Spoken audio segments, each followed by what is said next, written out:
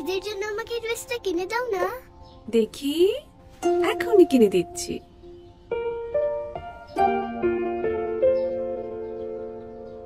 এটা এটা? হ্যাঁ।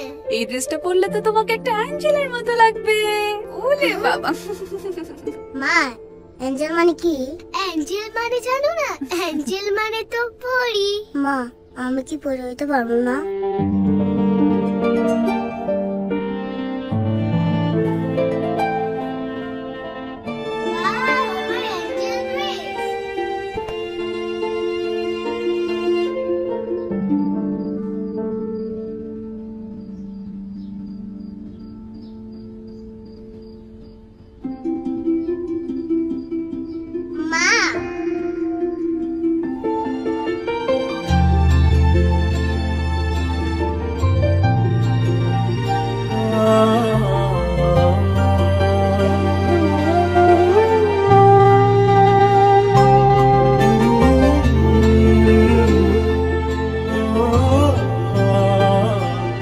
এভাবে ঈদই হোক বৈষম্যে, ঘরে ঘরে শুরু হোক ঈদ আনন্দের। জনাব, বিনীত নিবেদন এই যে আমরা কদমপুর গ্রামে থাকি। গত বছর বন্যায় আমাদের গ্রামের একমাত্র স্কুলটি ভেঙে গেছে।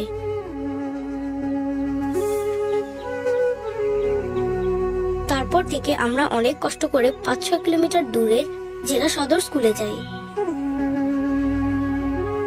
ওখানে যেতে আমাদের নানা রকম সমস্যা হয়। সাঁকোটা প্রায় ভাঙা থাকে।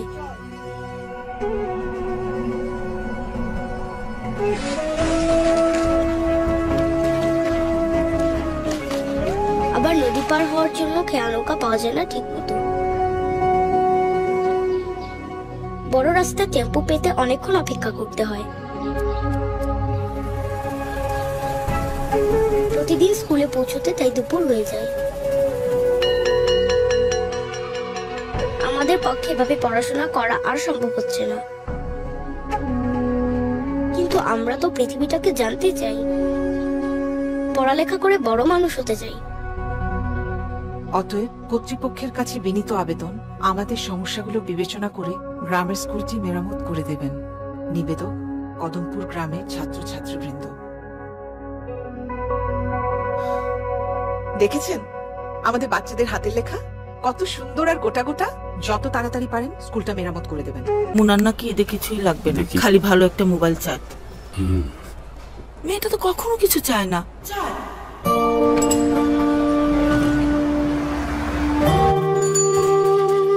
আগেও বলছি আমি করবো না। মুর্শেদ ভাই, কিছু তো কম্প্রোমাইজ করতে হয়।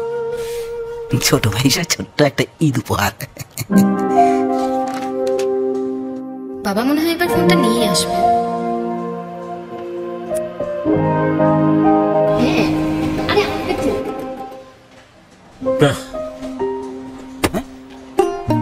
এবারও কাটবে খুব সাধারণ একটা ঈদ, কিন্তু যে অসাধারণ সততার জন্য কাটে মুর্শিদ সাহেবদের এইসব দিন রাত্রি, তাদের অভিবাদন। আমি তোর মোবাইলটা একটা মোবাইলের জন্য মরে যাব না বাবা, তাও মাথাটা মুছে দেই। তখন আমার বয়স 7। একদিন সকালে উঠে দেখি বাবা বাড়িতে নাই। ছোট ফুপু ছিল, আমাদের সাথেই থাকতো। সেদিন তুর্য, আজকে স্কুলে যাওয়ার কাম নাই। আব্বা মা কই? বাইরে গেছে, একটু পরেই চলে আসবো। এই তুর্য, এই কই যাস? এই দাঁড়া।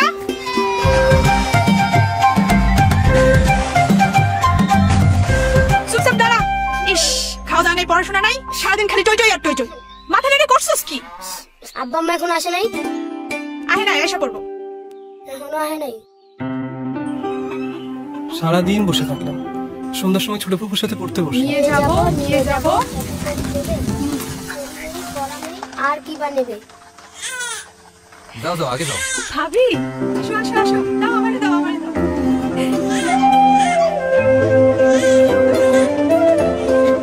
দেখলাম মায়ের কাছে ছোট একটা বাচ্চা, আমার বোন।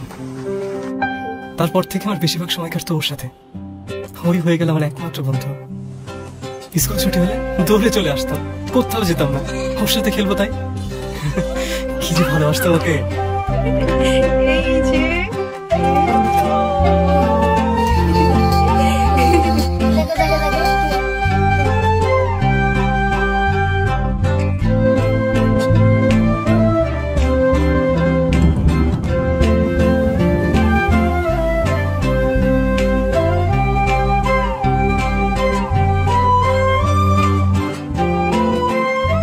এভাবে হাসি খুশির মধ্যে কেটে গেল 2 বছর। কিন্তু কে জানতো এই হাসি আর বেশি দিন থাকবে না। হঠাৎ গ্রামে ডায়রিয়া ছড়ায় পড়লো, অসুস্থ হলো অনেক বাচ্চা, রোগটা ছাড়লো না আমার বোনকেও। তোর বাসা নে, জলদি ডাক দে।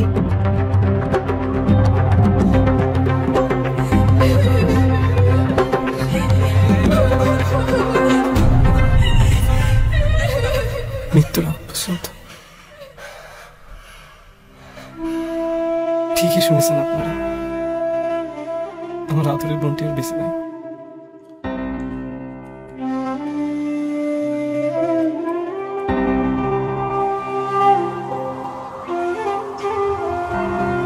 তখন থেকেই ভাবতাম এমন কিছু কি করা যায় না যাতে আমার মতো কোনো ভাই আর বোন হারা না হয়, ডায়রিয়ার মতো রোগের কারণে বুক খালি না হয় আর কোনো বাবা মায়ের।